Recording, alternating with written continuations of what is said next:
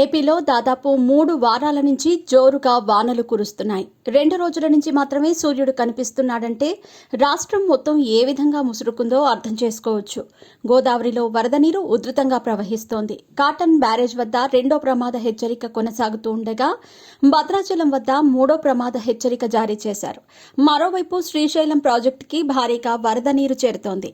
జూరాల నుంచి 3 లక్షల క్యూసెక్కుల నీరు, సంకేశ్ల నుంచి 1.40 లక్షల క్యూసెక్కుల నీరు వచ్చి చేరుతోంది. దీంతో ఈ నెల 30వ తేదీన శ్రీశైలం గేట్లు తెరిచేందుకు అధికారులు ఏర్పాట్లు చేస్తున్నారు. వర్షాలను, వరదను దృష్టిలో ఉంచుకుని ఆంధ్రప్రదేశ్ ముఖ్యమంత్రి నారా చంద్రబాబు నాయుడు కీలక ప్రకటన చేశారు. వరద బాధితులను అన్ని విధాలుగా ఆదుకుంటామని, జిల్లా మంత్రులు వెంటనే వారిని పరామర్శించాలని ఆదేశించారు. బాధిత కుటుంబాలకు ఒక్కొక్కింటికి 3,000 చొప్పున ఆర్థిక సహాయం చేయాలన్నారు. నష్టపోయిన ప్రతి రైతును ఆదుకుంటామని, పంట నష్టం వివరాలను అధికారులు వెంటనే నమోదు చేయాలని అన్నారు.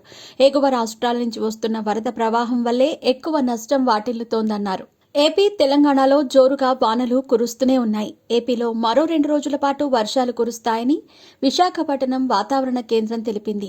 బంగాళాఖాతంలో ఇప్పటికే ఒక అల్పపీడనం ఏర్పడగా ఆగస్టు మొదటి వారంలో మరో అల్పపీడనం ఏర్పడనున్నట్లు వాతావరణ కేంద్రం అంచనా వేస్తోంది. ఉమ్మడి ఉభయ గోదావరి జిల్లాలతో పాటు కృష్ణా, గుంటూరు, బాపట్ల, ఎన్టీఆర్, నంద్యాల, ప్రకాశం, పల్నాడు, కర్నూలు జిల్లాల్లో తేలికపాటి జల్లులు కురవనున్నట్లు వాతావరణ శాఖ అధికారులు చెప్పారు. ప్రస్తుతం ఉన్న అల్పపీడనం ఒడిశా దగ్గర తీరం దాటే అవకాశం ఉంది.